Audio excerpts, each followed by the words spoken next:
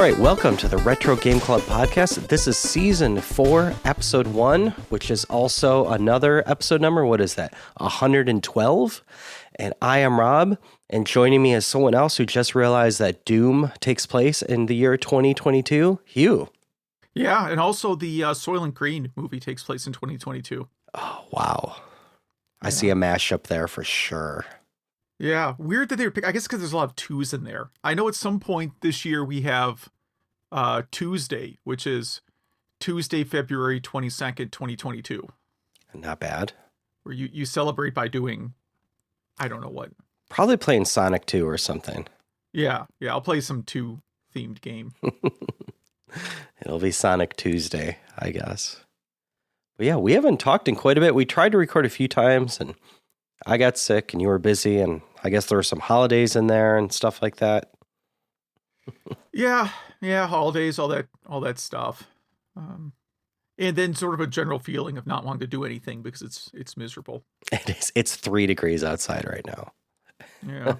Which in Celsius, that's minus a lot of numbers. It's minus a few, yeah. Yeah. I can't figure Celsius out. No. But what have you been up to since mid-December? Yeah, that's a good question. So I mentioned in the last episode we did of 2021 that I think I was going to try and talk about some 1982 games, like maybe do a summer of 82 games.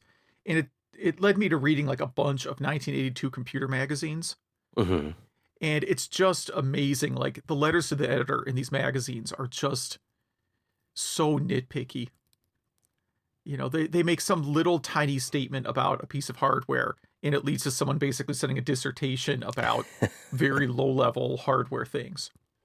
So nothing's changed. Nothing has changed. No, nothing at all. What did I write here? I'm going to skip my notes here around. Over the break, I read this great article by Raymond Chen. He's an engineer for Microsoft Windows. He's been like a Windows developer for a long time. Yeah, we've talked about him before, I think. I have, yeah. I'm a big fan of his blog.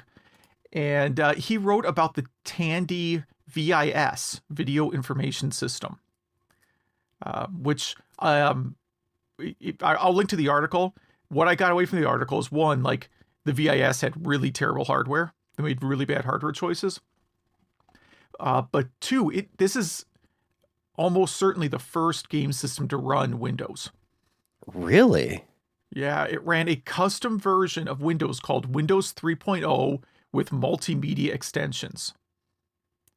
What do you think the multimedia extensions are? Oh, sorry, go ahead. No, it's fine. One of the things it includes is the ability to output to TV at 320 by 240 resolution. Wow, that's cool. Yeah, very cool. But essentially, he said the thing that, other than the system being a system made by Tandy, it had a 1X CD drive and no disk cache. Wow. So that meant it was even slower than like Sega CD. Yeah, that's rough. Wow. So it's a cool little read.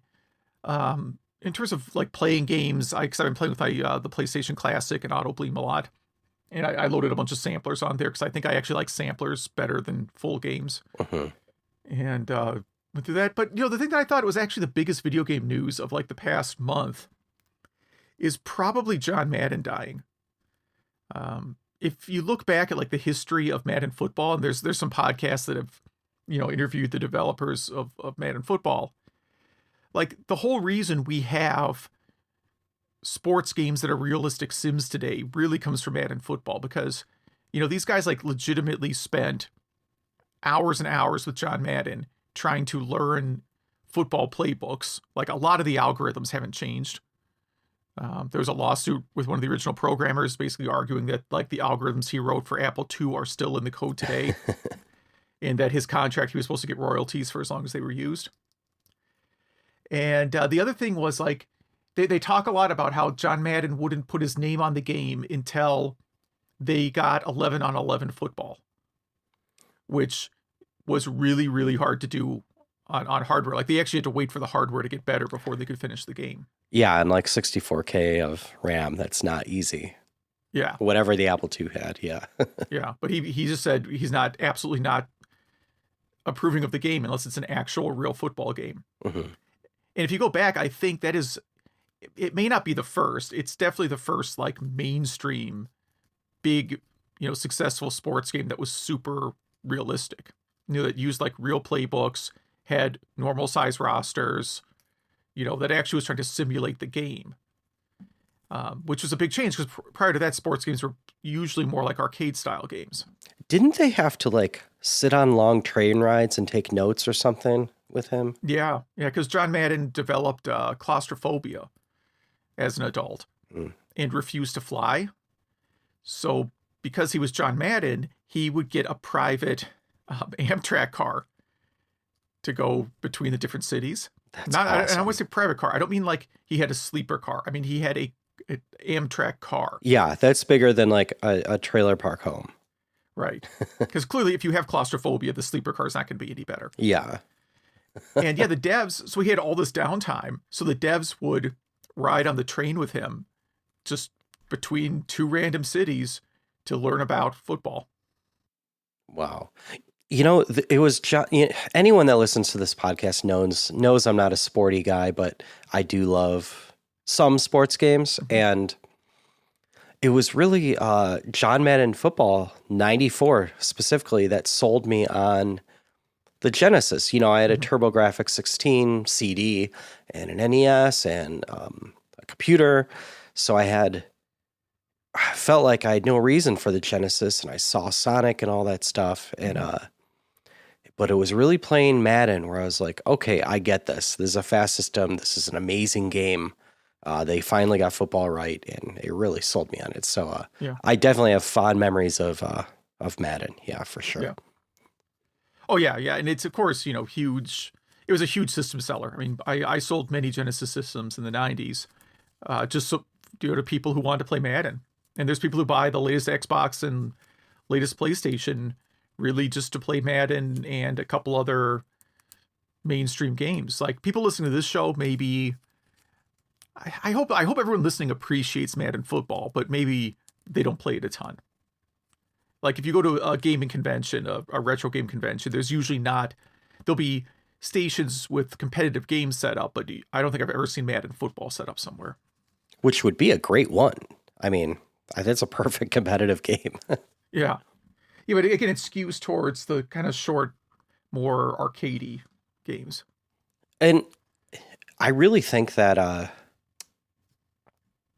the people you specifically brought up, the people who would just buy consoles for Madden games or, specific sports titles, I think that is a perfect demographic for like the Stadia or, PlayStation Now, their streaming service, any streaming game service, because now you don't have to buy a system. You could just buy the one or two games that you would actually want for that system. You know what I mean? Mm-hmm. So I see that being the forerunner of that economy, I guess.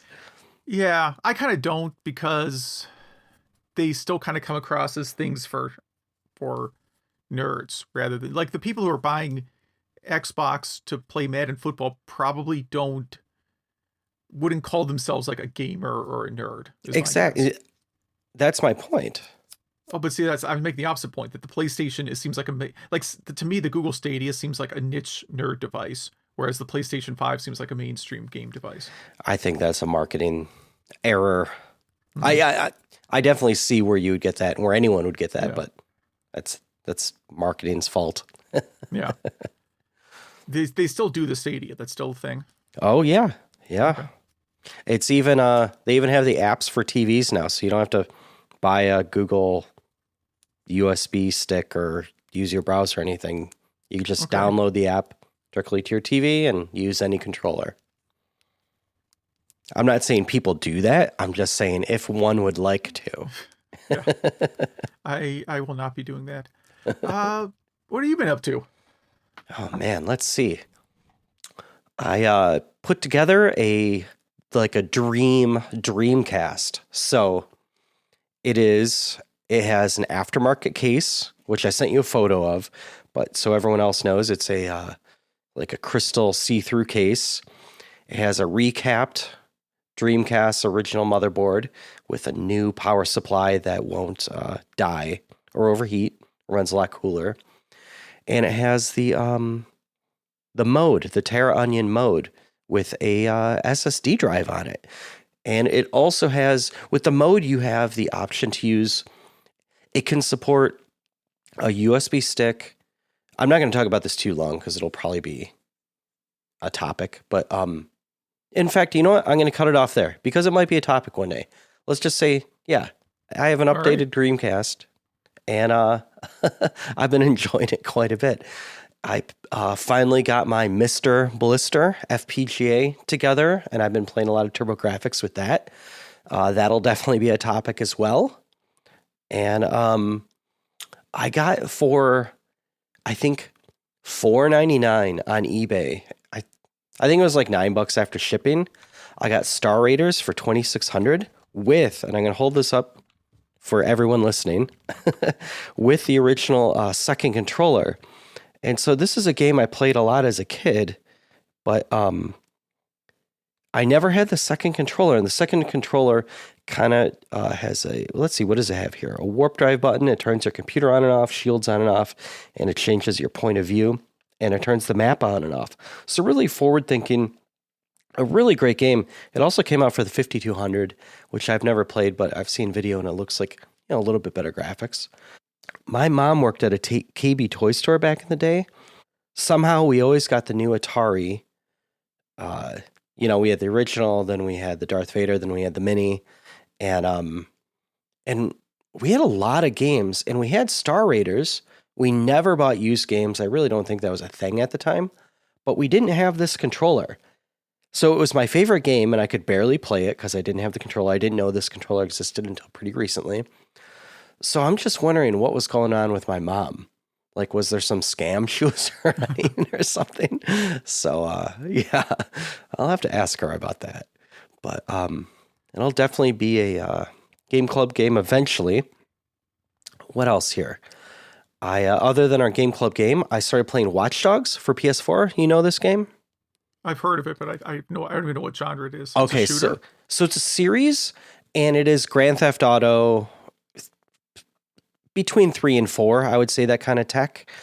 I actually think it might be, now it's Ubisoft, so it you know, it's not Rockstar, but it feels like the Grand Theft Auto game engine. And you play a hacker, and the difference between this and Grand Theft Auto is like you're supposed to not kill civilians.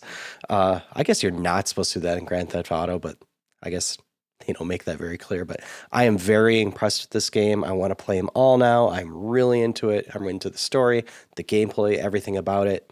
It's been on my list for a while. And lastly, I want to give a shout out to a Twitch streamer called Hungry Goria. I have been watching her play Bully the past many nights, and she's been making me laugh, and I definitely recommend this channel to anyone. She's very witty, and Bully was a Game Club game a while ago, and I kind of got down on it. I don't think I gave it a big enough chance, because at first it kind of, I don't want to say it put me in a bad mood, but it kind of gave me a sour taste because of the bullying, you know, like no one is nice to you in this game. And just kind of the way she played it and got through it, it really made me laugh and enjoy the game, and kind of made me want to jump into it. So shout out to her if you want kind of a family-friendly streamer that'll make you laugh. So that was kind of a lot of stuff, but we haven't had a show in a while. I think some housekeeping. Some people might notice that I switched our bumper music. So the last song is now the first song, and vice versa. And I just wanted to do something different for season 4. And yeah, we'll keep this thing going through the season. I think we have some consolidated fun news items. We're not just going to have any old news item. We're actually going to pick some fun stuff and actually talk about it. Well, yeah. I mean, I'm sort of leaning towards like we are going to try and feature more articles that are about like things you can actually try, like hacks or home brews or projects that you can actually try, and kind of less about like Game Boys and things. Yeah. You know, the hypothetical example I used is like, if there was an article that was like, Sega engineer reveals Game Gear almost had third button, but then didn't. Like, we've covered a lot of stories that basically are that. I don't want to do any more of those. Yeah. And I think I picked a lot of stories before because no one else talked about them and kind of made our podcast a little bit different, but I think our podcast will still be different from everyone else's from the stories we choose. So there might be fewer of them, but there'll be more substance. Yeah. But a lot of our articles this time are, maybe a few weeks old, but because we haven't recorded in a while, but this is a retro show, so who cares? Yeah, and some might be before that new rule. Okay. Yeah. Like this first one. What is this? 8-bit processor built in Minecraft can run its own games. Oh, so this is something you can actually do. You can... Oh, this is... Like you just said, this is an 8-bit processor that actually works in Minecraft that someone built. Uh-huh. It is huge in Minecraft because each block is like a meter, I guess. And you could actually play a Snakes type game in it. It's, I think, like 1 kilohertz, but it's 8-bit. It has 256 bytes of memory. I mean, that's impressive right there. It's 1 hertz. It's not even a kilohertz. It's 1 hertz. And I guess you have to install it if you run your own Minecraft server. It's on there. Yeah. Right, so you have to download it. They have a link to it here to where you can download this thing for your Minecraft server. Yeah, that is really cool. Up next, we have a YouTube video inside the Atari 2600 ColecoVision adapter. So this is a Ben Heck video, and he just found his 2600 Coleco adapter, which if you had a ColecoVision, you could buy this and play 2600 games, but the ColecoVision didn't have the same processor or anything as the 2600, so he figures out how it worked. Yeah, it's a pretty big teardown. You could probably use this to build your own, too. Oh, nice. I didn't think about that. I think that could be the next... I hope that's his next part, is you could probably strip down a 2600 to a very small, maybe not as small as this thing, but to something smaller, and then, wire your own ColecoVision adapter. That's funny. Again, that would be a cool project. Yeah. Well, the 2600 is a lot like the Beats headphones, right? Like, it's made to feel more expensive than it is. Yeah. And I think we kind of get into that in the... we have another 2600 story later in the episode that kind of dives into that too. I should have organized these a little bit better. What else do we have? Real-time shadows on the Nintendo 64. This is just a quick article. Maybe we wouldn't put this in future episodes, but kind of a cool article on how the Nintendo 64 ray traces. That's about it. It was ahead of its time, and they pretty much go into it. Amiga 500 Mini is coming out in unless there's a supply chain issue, will be coming out in 2 months. And it is compatible with the 500, 600, and 1200. It's similar to the Commodore 64 Mini, right? You can run games on it. You could develop your own games on it. I don't think I'm going to get one of these. No, I don't. These systems. I don't think I am either. It has some cool games on it, but I like that it comes with, the joypad and the mouse, and that it has a USB port that's specifically for putting ROMs on. They don't lock it up at all. So I think that's pretty cool. $140. I really didn't have an Amiga as a kid. I know you did, but I really don't have too much nostalgia for it. Let's see. Oh yeah. There's a port of Sonic on the Commodore 64 now. Pretty impressive. Yeah, and Sega usually does not take these things down. Mm-hmm. So you should be able to still get this. I would argue this might look better than the Sega Master System version, but I have to go look at that one again. It's close. Yeah, and they say one of the only differences is there's one stage that doesn't auto-scroll. That's about it. I I mean, this guy probably has a job at Sega now, knowing Sega. Yeah. Yeah, because it's not like you could decompile the Master System version and convert it, because that's also a different CPU. Yep. Yeah. Very, very impressive. This person's way smarter than me. Other people that are smarter than me are the coders of RetroArch, who recently updated their NetPlay. So the way RetroArch's NetPlay works is it's not streaming. It literally if you want to watch someone play something online or play with them, you have to have the exact same ROM and pretty much the same version of RetroArch, and it just passes button presses between the two systems, which I think is a pretty good way to do it. But they've updated it, so there's a lot less lag and much easier to do, and it also works on Steam now. So very cool. Oh, I'll take this one because it's a weird one. Okay, so here's an article that no one actually, I couldn't find a real article about this. So unfortunately, this is a link to Reddit.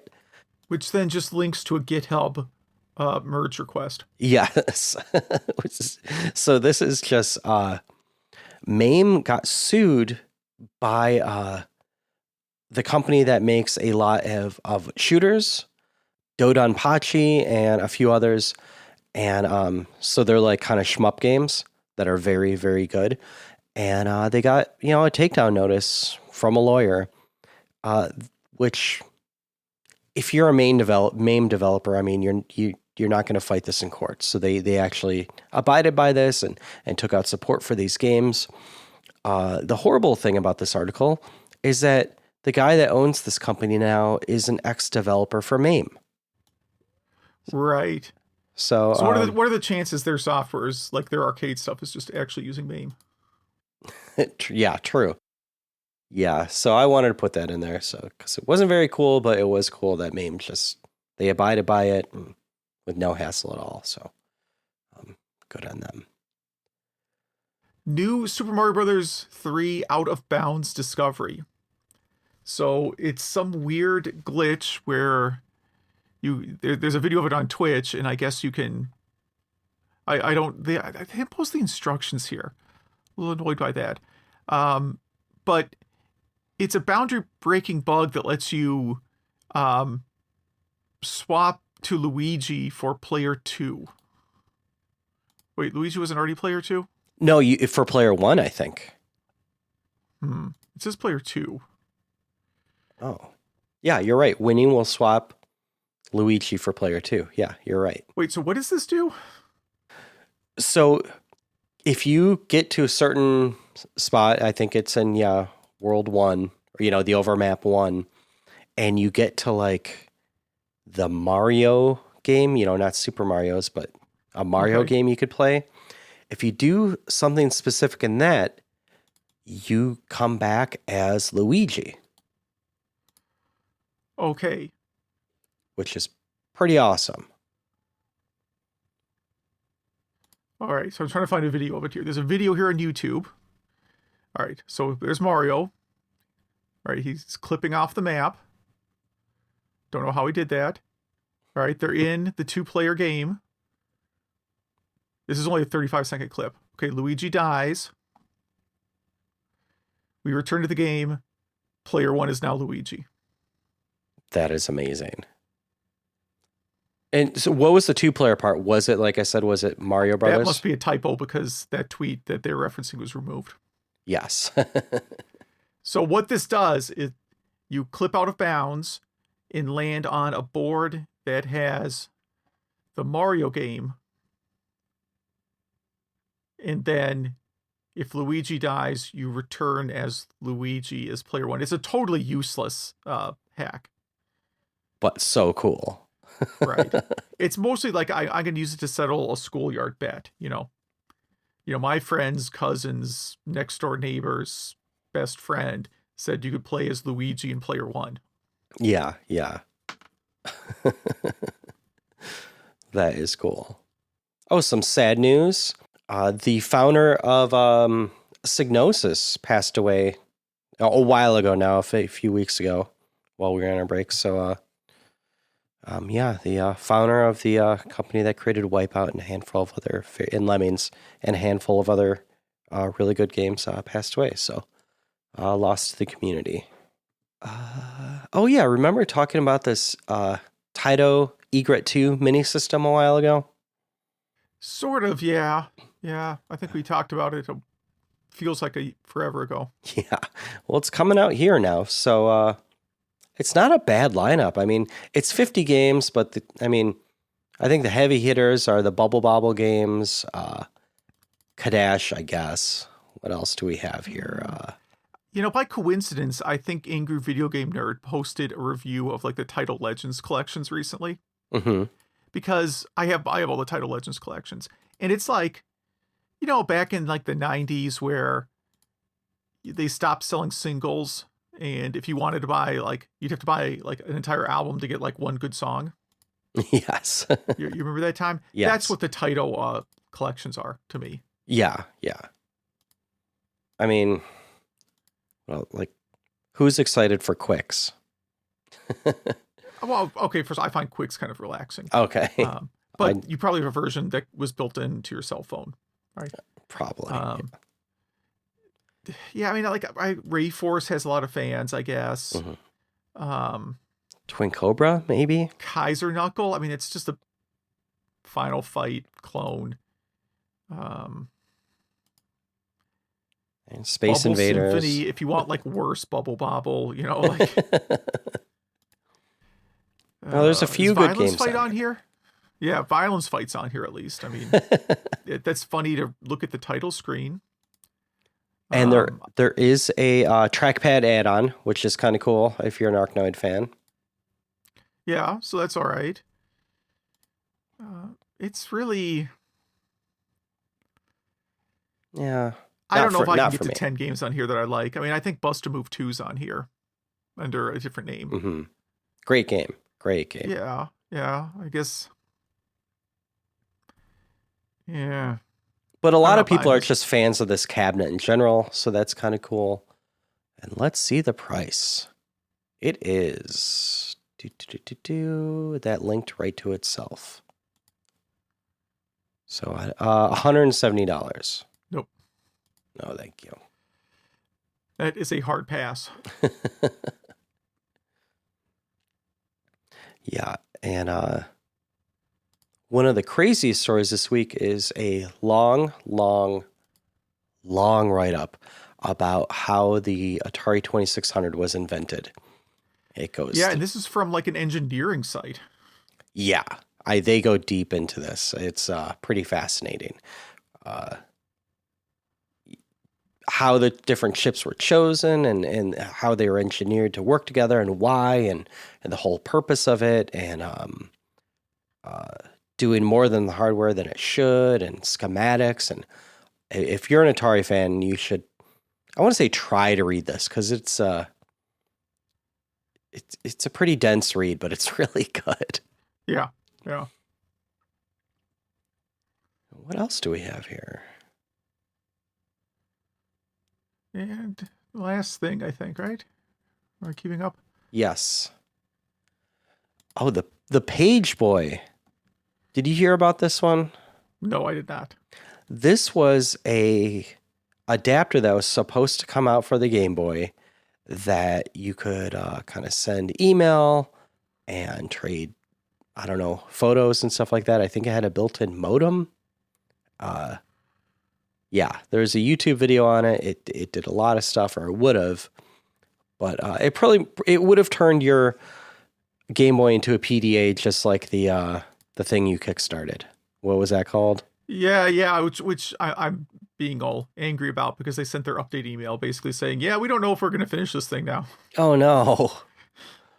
We all got real jobs, and I don't know if we're going to work on it. It was basically the vibe I got off it. So. Oh no, not cool. Yeah, I mentioned I'm deleting my Kickstarter account after this, if this thing ships. If it ships, I can delete my Kickstarter account afterwards. And if it doesn't ship, I will also delete my Kickstarter account, but I'm not doing this anymore. You, Zach, and I have all been burned by Kickstarter many times. Yeah, this is turning into the second semi-recent Kickstarter I've been burned by. I'm just not doing it anymore. I mean, there could be an entire podcast series about just bad Kickstarters. There's some YouTube. I watched some YouTubes. There's definitely a YouTube channel that does like failed Kickstarters and then ones that were just blatantly fraudulent from the beginning. Yeah. Oh, yeah. And a lot of them were like, I mean, it's a lot of game stuff, you know. A lot of like, I'm going to build this game, and then you put out this like bare minimum prototype that barely does anything, declare victory, and take off with the cash. Yeah. I think the Retro Hours has covered a few of those as well. Yeah, I'm done with Kickstarter, and of course the amount of spam I get. Like the main reason I wanted to delete my Kickstarter account is so I can add Kickstarter as a spam term in my email. Yeah. So I can just block any emails related to it. But I gotta wait for this last thing to ship. If it ever does. Yeah. Their last update was very much a we are not shipping this thing update. Let me see if I can dig it up here. Hold on. Project update. Hey there, productivity fans. I hope you've all had a restful winter holiday and are feeling blah, blah, blah, blah, blah, blah, blah, blah. There's a lot of big changes that have been happening for the team based on the events of 2021. This is your first warning. These include financial freedom for the project, publishing and distribution deals, clearing away existing commitments, blocking development of the suite, and impacts of COVID. Okay, so that sounds good, right? Mm-hmm. First off, the creator of the project, I'm going to use his name on the show, just finished their degree in computer science and got a job. All right. And because of getting a job, they now have financial freedom, allegedly, whatever that means. Thirdly, we reached an agreement with the publisher for distribution after the backer rewards are completed. Okay. So this all sounds pretty good. Fourth, so RT, where is it here? The creator normally lives alone. He's been temporarily displaced from their home. So basically, they're saying, well, because of COVID lockdown, the solo developer isn't really working on it right now. And development is, I'll quote here, temporarily paused until life settles down a bit. Oh, no. Starting a new job, going into lockdown, and moving out of your home is not conducive to the effective software development. So, in other words, we're not doing this anymore. Oh, no. Or we'll release it in 2035 or something. Right, because the next will be, while he moved due to COVID and got a job and all that stuff, met someone, having a baby, kids going to college now, like this thing's never going to get done. But it'll still get done before the Amico. Well, yes, Mideast Peace will be accomplished well before the Amico. But I guess I thought because this was on Kickstarter, it was further along than it actually was. It seems to maybe not be very far along. And, yep. Well, it wasn't expensive. It really wasn't that much money. It was a cool idea, though. It was Canadian, so it had a really favorable exchange rate. So it really wasn't that much. But I predict this will not ever come out. You know, it's a typical way. It's like we're going to load up a bunch of like, hey, here's all these great developments. Oh, and by the way, we're not doing it anymore. Yeah. All right, Game Club picks. Yeah, Game Club. I think we have at least one good game in there. So I'll start since mine's up there first. I picked Psychonauts from 2005, which I think is retro enough. I wanted a game I could really sink my teeth into.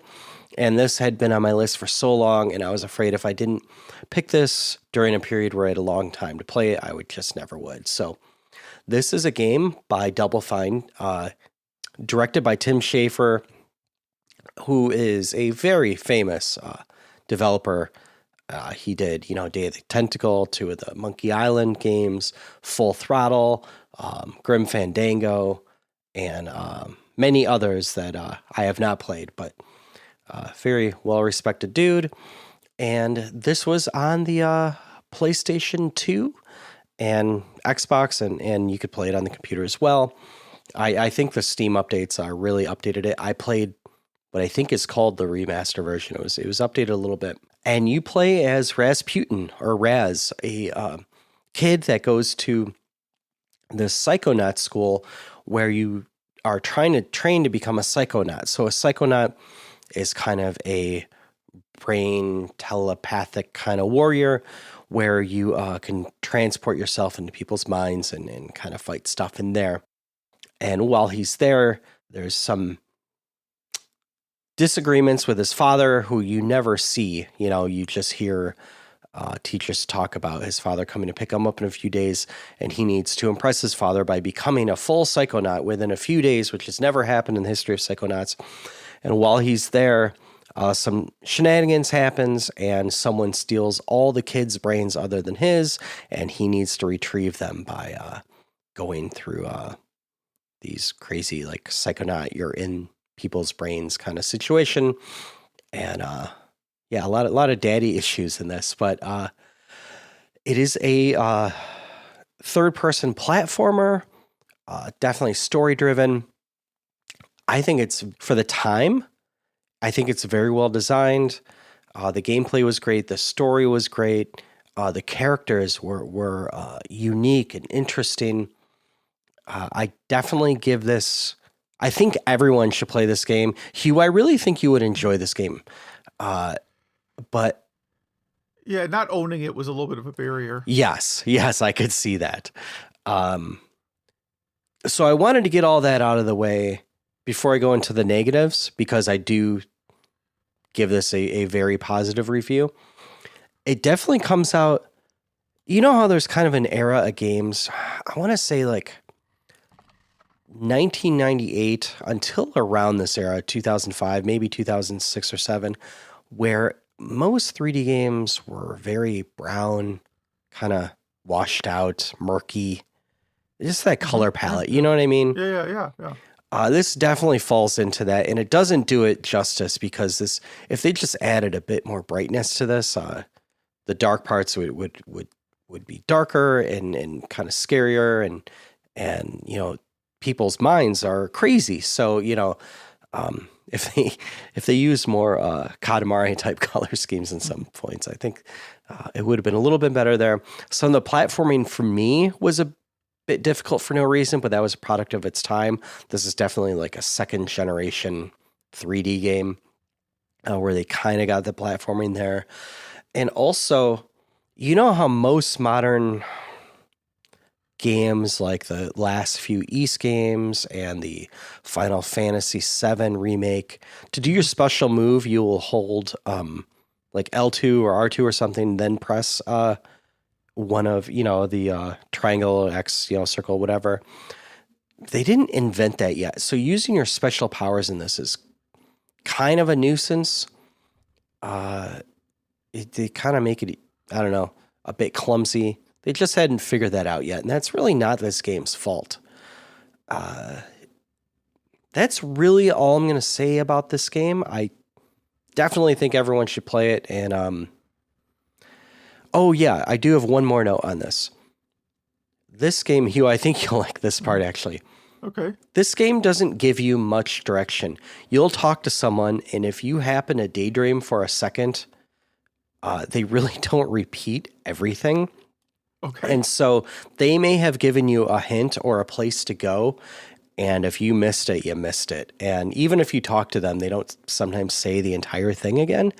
And that made me not like parts of this game, which is not fair, because that's why I like Sierra Online games. You know what I mean? Okay. So it had kind of that old Sierra feel at points where you were just like, how would I know to do that? I actually had to look up, I think 2 or 3 times on how to do certain things. And at least one of those times I was actually doing the thing, but I wasn't doing it exactly the perfectly right. So I could see some people getting frustrated, but it's one of those games where you have to try and punch and kick and touch everything. So I definitely gave you that retro feel there. So yeah, Psychonauts, definitely play it, and you could get it for really cheap on Steam and the PS Store. So highly recommended. Yeah, that's my problem. I looked through my giant pile of PlayStation 2 samplers, and I did not find a copy of it. I could have looked harder maybe, but I don't think I have a copy of this. I did try watching a speed run, but yeah, no idea what's going on. Yeah, they skip through all the dialogue, so you have no clue. It just looks like some dude running around, you know. It was crazy confusing.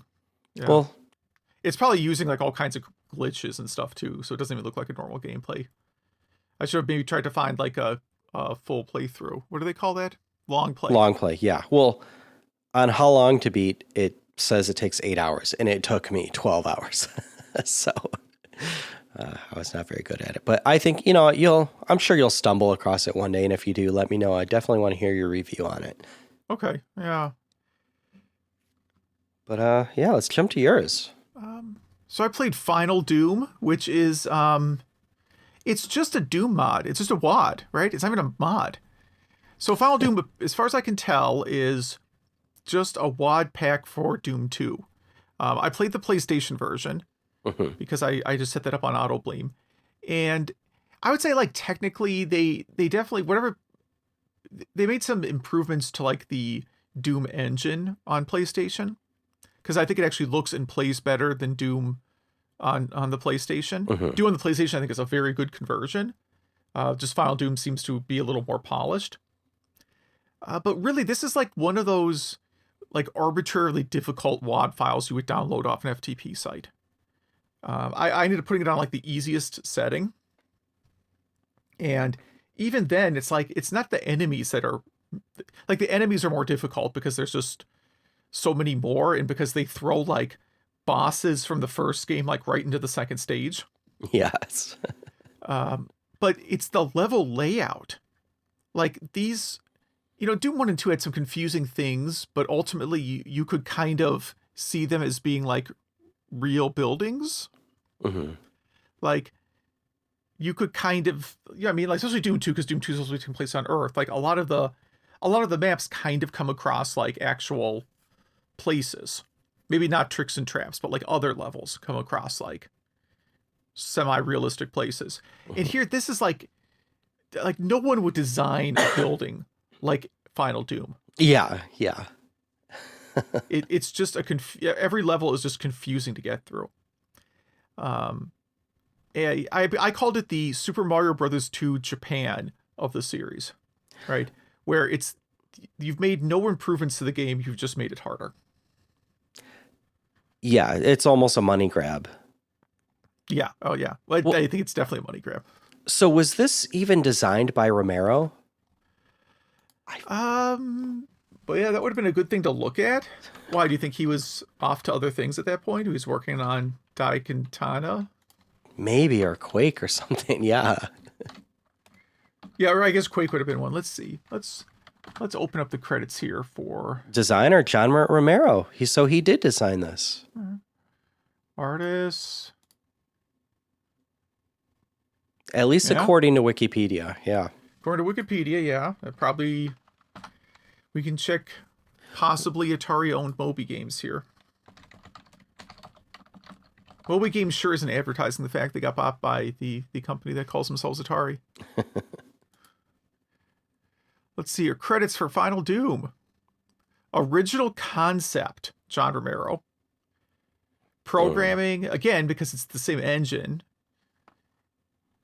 And then, here's the thing. So then the credits have Team TNT level designers. So the way I'm reading these credits, it's basically saying, John Romero and John Carmack wrote the game, which we already know they did. Yeah. But then this other group did the level design. Okay. Because I always thought Romero did the level design, but maybe... There is a list like a mile long of level designers here. This is no wonder these stages are so convoluted. Like, this is a lot. Like, okay, 1, 2, 3, 4, 5. Oh, there's got to be 30 level designers. So they probably just had their interns. Like, this was their, if you want to get hired here, create a level. Well, yeah, I'm clicking on random credits. One guy, this is his only game credit. Another guy, only game credit. First game credit. Only game credit. First game credit. This is a pattern developing here. Only game credit. Yeah, I think you're right that these are just like most of the people that are listed as level designers don't have any other game credits on Moby Games. Some are interns. And the ones that do have other credits, like they don't have anything prior to Final Doom. So yeah, these are people who got hired, said, "Oh man, working in the game industry is horrible," and left. This is shock. There's not a single person. Like, I can't find a single person who has game development experience prior to this, and very, very few that have experience after it. I'm so glad you looked up the. Oh, That's wow, funny. This is bad. I wonder if these are just like random people they found online that were designing Doom levels. Oh, and they just said, let us use that one. We'll send you some bucks. I wonder if they just licensed a bunch of stuff off some FTP site. I mean, a couple of these people have had very, very long, like one person, Steve McCrea. This looks like Final Doom is his first game credit is Final Doom, or possibly a game called Chicky Egg, which appears to be a game that he did solo. So maybe he did one game, solo, but then he's worked on 20 other games since then. I mean, he worked on Metroid Prime 2, for example. So one or two of these 30 people went on to do stuff, but almost none of them have any other credits. Wow. I will give this game a little bit of credit. I like it better than Doom 64. I can actually see what's going on. It's one of the few. I tend to like Nintendo 64 graphics better than PlayStation, and for this, I like this one better. I have to play Doom 64 again. It's tough to say. I think I might have bought Doom 64 during the limited run games annual clearance sale. Well, the thing with Doom 64 is you can't tell if the level design is good because you can't see anything. But I thought on the new console versions they fixed that. I don't think so. Not that I saw. I could be wrong though. That would be a nice quality of life thing. All right. So what are you going to play next? I'm going to do Soul Calibur on my my new fun Dreamcast. How about you? I'm going to put any Madden game. I don't think we will do individual Madden games. I think it's up to you and the listeners and me and anybody else to come up with your own criteria for what is a sufficiently retro Madden game. I like it. And play it. Yeah. Because it's not like we're going to do Madden 97 and then like sometime in the future we're going to do like Madden 93. Like we're just not going to do that. No, I agree. Madden by Madden podcast sounds excruciatingly boring for as much as I think Madden's a well-designed game. That would be a hilarious podcast to just troll people with. Yeah, I mean, especially as the series progresses, and it's really more like Madden annual roster update. Yeah. Yeah.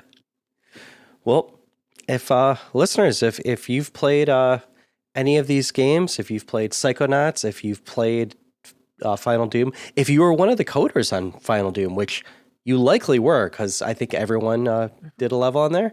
Everyone was, yeah. I'd like to hear how you got on there. Was it summer intern, or was it you posted some stuff on an FTP site and suddenly John Romero was calling you? Yeah.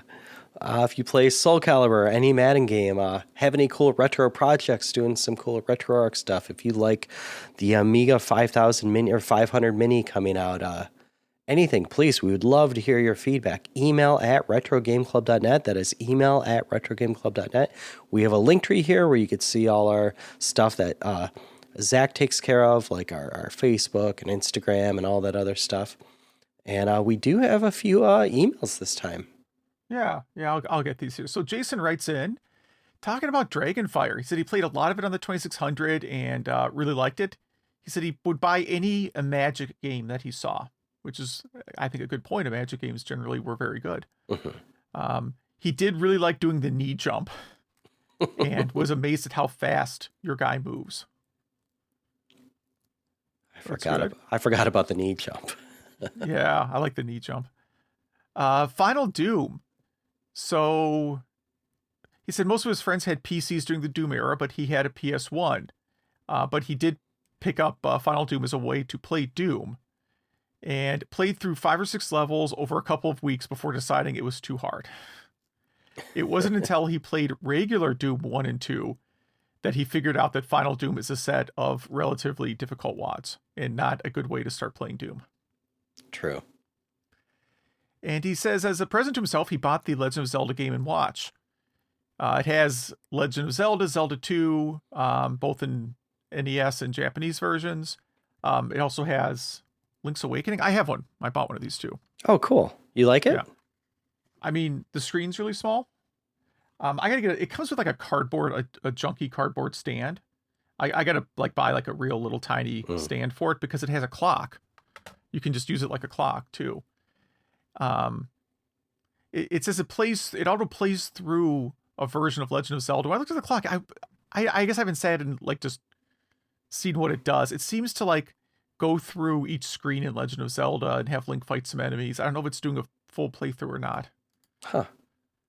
So it's pretty cool. It is definitely a very functional clock. So thanks for that one. Thank you for that, Jason. And Majors writes in, let's see, about playing Sonic games in a Tesla, which at least would have better battery life than the Game Gear. What else here? Rob, you wanted to take a break from difficult games and play something easy. Is that true? That is true. Yeah, I was done. I think it was that kind of Bridge of Spirits game that broke me. Okay. So he recommends the Shanghai games.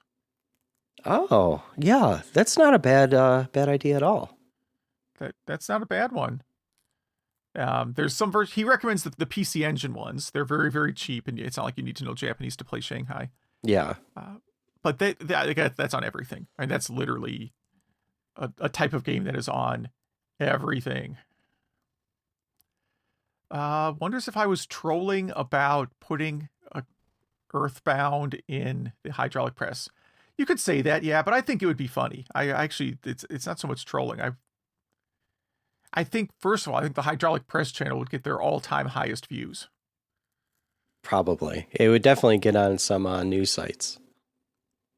It would get on some game news sites. I would probably not be very popular with the Earthbound community, but that would be still would be funny. I don't know. What rare game would you like to see sent to the hydraulic press people? Yeah, that's a good, I think that's a good social media question. Yeah. You're gonna just blow up or hydraulic press a rare game, just to enrage the community around that game. Maybe it's a rare copy of Shenmue for the Sega Saturn. I don't know what game I would do. I really don't. Well, you have to think about like communities that take themselves too seriously. Mm-hmm. And Earthbound's pretty high up there. Exactly. It's hard for me to think of one that would be even higher than that. I mean, maybe an original copy of Final Fantasy VII. It'd have to be sealed or something. Yeah. Yeah, I mean, that would be the other one. Is like, a sealed like Super Mario Brothers, like one of these, graded games. Something like that, Yeah. Would be kind of fun, although you'd actually be jacking up the price of it even more when you do that. Yeah. Yeah. I mean, I thought Earthbound was okay. I played it quite a while ago. It's not, I would not call it one of the top 5 RPGs on the Super Nintendo. I think what you're trying to say is it's not the band you don't like, it's the fans. Yeah. I think that's right. They just kind of went a little overboard. I think so. I think people like Earthbound too much. I think that's the problem. If someone can like give me an argument for why Earthbound is like better than Chrono Trigger or Final Fantasy 3-6 or Super Mario RPG or even Shadowrun on the NES, Super Nintendo, right? Mm-hmm. If you can give me a convincing argument, maybe I will change my mind. And on the flip side, like there's a lot of game series I'm a big fan of. If you took like a game that I really like wanted to collect and was hard to find and put it in a hydraulic press, I really wouldn't be upset by it. Yeah, yeah. Paprium. Yes, good old Paprium. He was not surprised to hear Rob was unaware of Paprium by Watermelon Games. It was announced in 2012 and was labeled Vaporware until its surprise release in 2020. It's a decent beat 'em up, but the price limited but the price skyrocketed because there's a very limited number of carts out there. He does have a copy for the Genesis, and there was some financial drama with the company that contributed to the problem. Yeah, I remember Watermelon Games did what else did they do? Pure Solar maybe was theirs. I don't know exactly what happened with them. Yeah, it's just totally out of my universe here. I don't know. I haven't followed them at all. Yeah. So what do they have? Yeah, Pure Solar is the other one that they have. I think those are the two that they... In Pure Solar, they did not... Did they write that? Or was that a game they licensed? And whatever. I don't remember the history here. Also, last comment from Majors, if you enjoy Psychonauts... he said, I hope you enjoy Psychonauts. He always found it to be fun and interesting. He got a loose copy from GameStop when they were dumping PS2 discs for $1. It's definitely worth more than that now. But you kind of want the remaster version of this. There's a few quality of life things in there. All right. And Zach asked people some stuff on social media. We got some feedback, probably unprompted, about Final Doom. Basically asking if there's any difference between Doom and Final Doom. I assume they're referring to the engine. He said he beat the PlayStation version of Doom on his Android, and it was the first time he played Doom without using God mode. He said that Final Doom feels more like an expansion pack because it doesn't add anything new. Yes, I think that's accurate. Zach also asked people about their New Year's resolutions. We got finish Final Fantasy 2 through 5, Dragon Quest 2, not buy any new games. That's an interesting but difficult one. And someone's New Year's resolution is 640 by 480. That is pretty funny. Yeah. It actually took me a minute. And something about playing Amiga or Amiga ST in your browser. We had a story a few episodes ago. Yeah. Oh, a couple episodes ago? I think so, or last episode. I don't know. It's been so long. But yeah, all right. Yeah, you can play. There's a site where you could go to and play Atari ST or Amiga right in your browser. All right. I've done the Apple II version of that. I probably said that when we covered this news article, and since I forgot about it. We're like fish, where we just swim around in a bowl, and by the time we get to the other side, we already forgot. Forgot why I was swimming in the first place. Yeah. What did we talk about? All right. So again, if people want to write in, what do they do?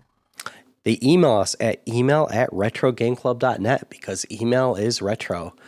Zach always posts some questions on social media, so you could hit us up. Yeah, there's a link tree, but if you want to skip all the other Facebook garbage, you could go right to facebook.retrogameclub.net or Twitter @RGC Podcast.